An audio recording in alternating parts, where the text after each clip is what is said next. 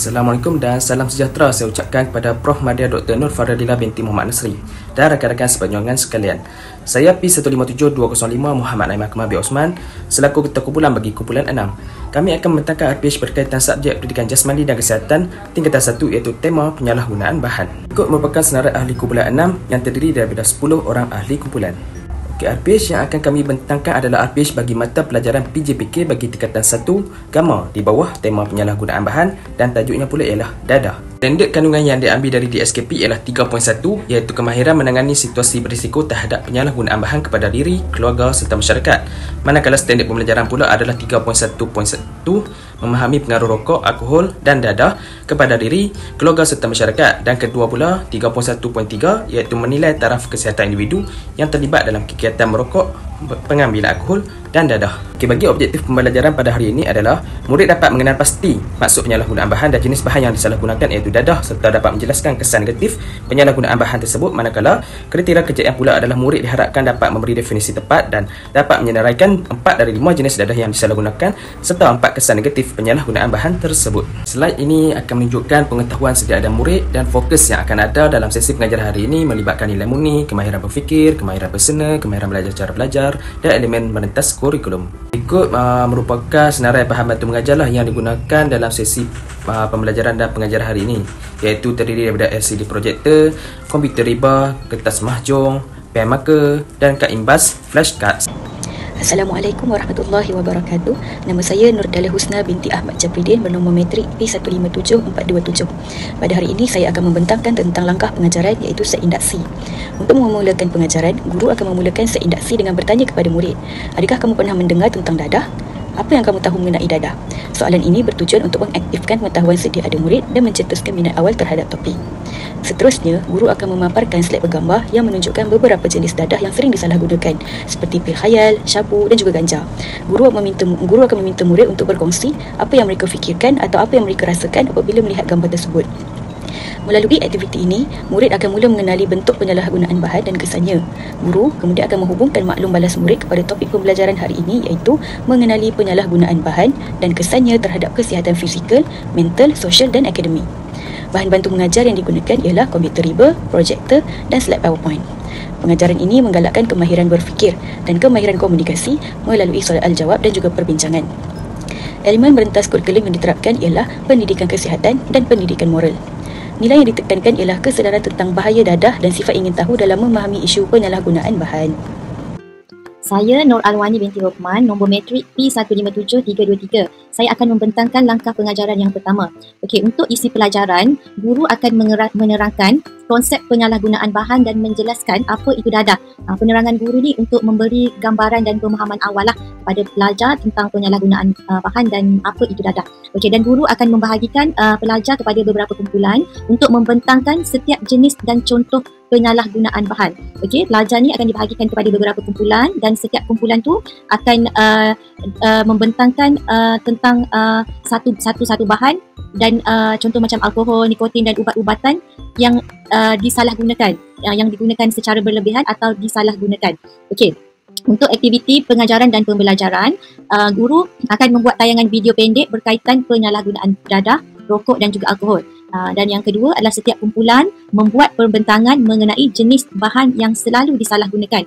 Okey, antara bahan bantu mengajar yang digunakan adalah papan putih, LCD projector, komputer riba, marker pen dan juga kertas mahjong.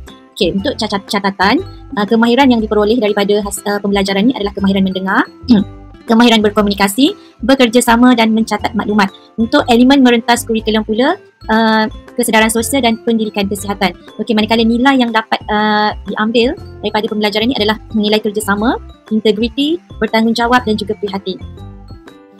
Seterusnya, saya akan menerangkan langkah 2 dalam pengajaran topik ini. Untuk isi pelajaran, fokus kita adalah kepada kesan negatif penyalahgunaan bahan terhadap kesihatan fizikal, mental, sosial dan akademik. Ini penting supaya murid sedar bahawa penyalahgunaan bahan bukan sahaja menjejaskan tubuh badan tetapi juga menjejaskan emosi, hubungan sosial dan juga prestasi pembelajaran mereka. Dari segi aktiviti pula, dari segi aktiviti pengajaran dan pembelajaran, guru akan menerangkan kesan-kesan ini secara jelas dan lebih terperinci. Contohnya, guru akan menjelaskan penyakit, termasuklah penyakit paru-paru, gangguan mental, ketagihan, kemerosotan dalam pelajaran, serta keretakan hubungan dengan keluarga dan juga rakan-rakan.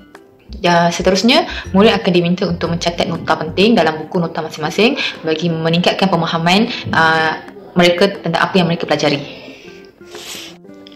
Seterusnya, bahan bantu mengajar yang digunakan ialah carta yang menunjukkan kesan penyalahgunaan bahan.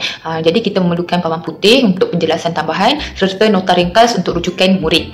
Okey, dalam ruangan catatan pula, kemahiran yang diterapkan ialah kemahiran mendengar dan kemahiran mencatat maklumat. Dari segi EMK, kita mengetengahkan kelestarian kesihatan. Manakala nilai-nilai yang ditekankan pula termasuklah memberi perhatian semasa guru sedang menerangkan, sikap ingin tahu serta tanggungjawab dan kesedaran kediri terhadap kesihatan masing-masing. Okey, jadi dengan pendekatan ini diharapkan murid bukan sahaja memahami isi pelajaran tetapi turut membentuk sikap yang lebih positif, yang lebih positif terhadap kesihatan dan kehidupan mereka. Okey, saya Mariana binti Mat, nombor matrik P155287 akan menerangkan tentang langkah pengajaran yang ketiga. Okey, untuk isi pelajaran, guru akan mengarahkan para pelajar untuk membentuk 6 kumpulan dan setiap kumpulan perlu membuat pembentangan mengenai topik yang dibincangkan. Okey, setiap ahli dalam kumpulan itu juga perlu mengambil bahagianlah untuk membentang. Yang kedua pula, guru akan menyediakan soalan kuis untuk dijawab oleh pelajar-pelajar tentang topik yang diajar untuk tengok sejauh mana kefahaman pelajar di dalam kelas. Okey, untuk aktiviti PNP pula, iaitu pengajaran dan pembelajaran, guru menggunakan kaedah aktiviti berkumpulan. Untuk individu pula, guru menyediakan soalan kuis. Okey, bagi pembentangan, setiap kumpulan perlu membentangkan tentang jenis dadah yang mereka tahu. Okey, bagi aktiviti individu pula, setiap pelajar perlu menjawab soalan kuis tentang kesan pengaruh dadah pada fizikal, mental, sosial dan akademik pelajar lah.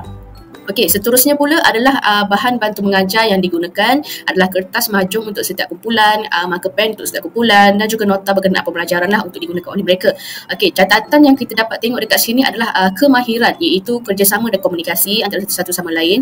Elemen merentas kurikulum pula adalah ketekunan dan faham tentang pendidikan, kesihatan dan akhir sekali nilai yang dapat pelajar ambil adalah dengan membuat rujukan untuk pembentangan dan kuis. Okey, tolong menolong dan juga berusaha untuk mencapai sesuatu objektif. Saya Safia Alia bernombor matrik P156660. Seterusnya saya akan membentangkan bahagian penutup. Bahagian ini merupakan perbincangan semula topik secara ringkas beserta dengan sesi soal jawab di antara guru dan pelajar. Pada awalnya, guru membuat kesimpulan ringkas berkaitan dengan topik dan bertanyakan sekiranya pelajar mempunyai keraguan ataupun soalan yang ingin diajukan kepada guru berkaitan dengan topik. Seterusnya, secara rawak, pelajar perlu memilih flashcard yang mengandungi soalan dan perlu membincangkan jawapan yang terbaik bagi soalan tersebut. Dalam aktiviti ini, bahan bantu mengajar yang digunakan oleh guru termasuklah papan putih, pen marker dan flashcard ataupun kertas impas. Akhir sekali, melalui aktiviti ini, kemahiran yang dapat dipupuk termasuklah kemahiran memahami, mendengar, berkomunikasi, berfikir serta menyelesaikan masalah. Elemen merentas kurikulum bagi aktiviti ini pula adalah bahasa dan kreativiti, dan nilai yang diketengahkan adalah keberanian serta berfikiran kritis dan kreatif. Assalamualaikum, saya Adiba Fasiha binti Abdul Fattah, nombor matrik saya P156388.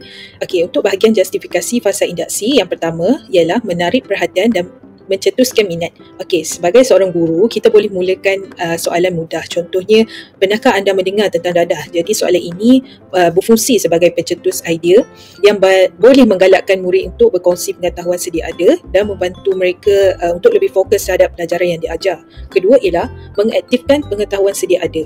Jadi setiap murid ni mempunyai pengalaman atau maklumat sendiri tertentu tentang dadah. Dengan bertanya pendapat mereka melalui gambar-gambar yang dipaparkan dapat menghubungkan pengetahuan sedia ada dengan pembelajaran baharu. Ketiga ialah meningkatkan kemahiran berfikir dan komunikasi. Jadi melalui perbincangan, murid ini boleh berlatih untuk membuat inference terutamanya tentang kesan penyalahgunaan dadah. Jadi ini boleh memberi peluang kepada mereka supaya menyuarakan pendapat dengan lebih yakin dan juga berstruktur. Keempat ialah membangkitkan sifat ingin tahu. Jadi daripada gambar-gambar yang dipaparkan boleh bertindak sebagai rangsangan untuk menimbulkan persoalan dalam diri murid seperti apa sebenarnya kesan dadah ni. Jadi rasa ingin tahu dalam diri mereka dapat mendorong supaya lebih aktif dalam sesi pelajaran. Kelima ialah menghubungkan pelajaran dengan kehidupan seharian. Jadi murid ini bukan sahaja belajar secara teori tetapi mereka akan sedar bahawa penyalahgunaan dadah ni boleh berlaku dalam sekitaran mereka. Jadi kesedaran ini penting kerana dapat membentuk sikap berjaga-jaga dalam diri pelajar. Keenam ialah menanam nilai murni. Selain ilmu pengetahuan, aktiviti ini juga dapat membantu murid untuk memahami kepentingan membuat keputusan yang betul dalam kehidupan mereka, terutamanya dalam menjauhi dadah. Ketujuh ialah penggunaan bahan bantu mengajar yang menarik. Contohnya seperti slide dan multimedia. Boleh menjadikan sesi pembelajaran lebih interaktif serta membantu murid untuk memahami topik yang diajar lebih jelas dan juga menarik. Sekian sahaja daripada saya. Terima kasih. Assalamualaikum dan salam sejahtera. Saya Faraliana binti Ibrahim. Nombor metrik saya ialah P155170. Saya akan menjelaskan dengan berlanjut bagi langkah 1 dan langkah 2. Langkah 1, penjelasan dan pembentangan. Pertama sekali, guru akan menerangkan secara ringkas tentang konsep penyalahgunaan bahan. Penyalahgunaan bahan merujuk kepada penggunaan bahan-bahan terlarang seperti dadah, alkohol, rokok dan sebagainya yang memberi kesan buruk kepada kesihatan mental dan fizikal seseorang. Seterusnya, pelajar akan dibahagikan kepada beberapa kumpulan kecil. Setiap kumpulan akan diberikan jenis bahan terlarang yang berbeza untuk dikaji dan dibentangkan.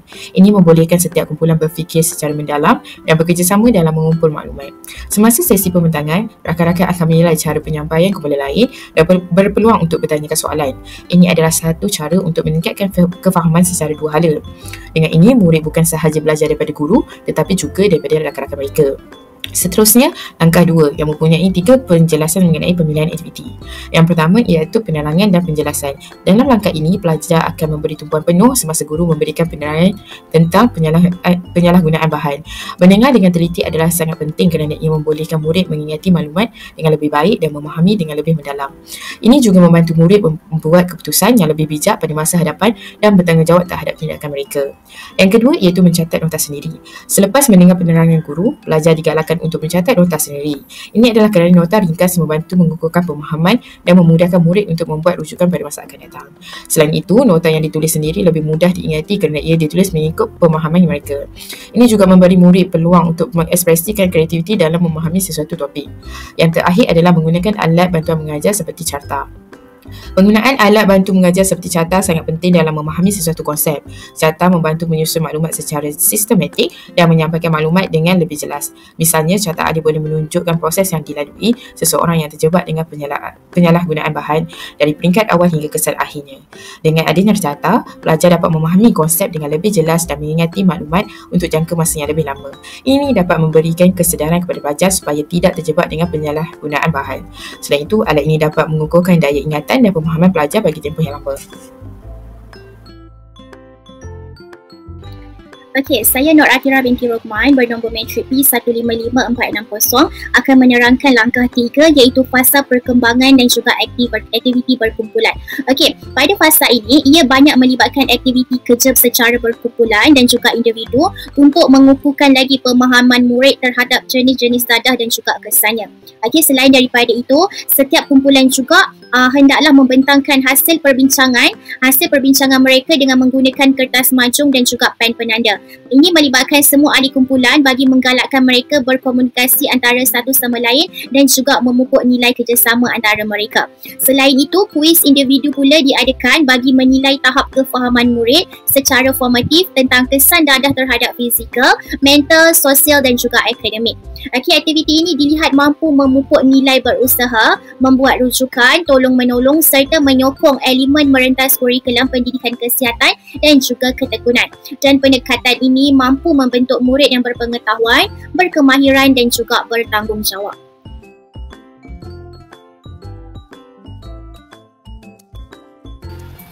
Assalamualaikum, saya Anis Fakia binti Muhammad Fadil. Nombor metrik saya P156409.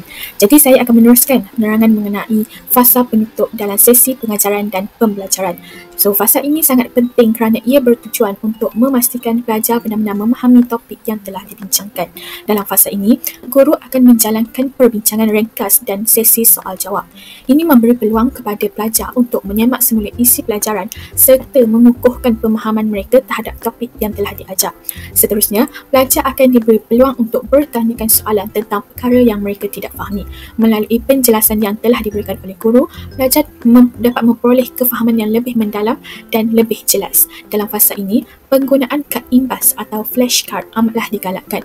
Alat pembelajaran ini bukan sahaja menyeronokkan, malah ia menggalakkan interaksi antara pelajar dan membantu mereka mengasah kemahiran berfikir secara kritis dan kreatif. Aktiviti-aktiviti ini juga membantu pelajar untuk memberi respon secara spontan terhadap soalan-soalan yang telah dikemukakan. Ini dapat melatih mereka supaya lebih berani bersuara dan berfikiran pantas. Selain itu, melalui aktiviti seperti ini, kemahiran penting seperti memahami, mendengar, berkomunikasi, berfikir dan menyelesaikan masalah dapat dipupuk secara tidak langsung. Ini memperkayakan pembelajaran dan membentuk pelajar yang lebih yakin dalam menyampaikan idea. Akhir sekali, elemen merentas kurikulum EMK seperti bahasa dan kreativiti juga memainkan peranan penting dalam fasa ini. EMK membantu dalam membangunkan keberanian pelajar serta keupayaan mereka untuk berkomunikasi secara berkesan dan inovatif. Kesimpulannya, pada fasa penutup ini, ia bukan sahaja membantu pelajar memahami topik yang dipelajari, malah turut menyumbang kepada perkembangan sasiah dan pemikiran pelajar secara menyeluruh. So, itu sahaja daripada saya. Sekian, terima kasih.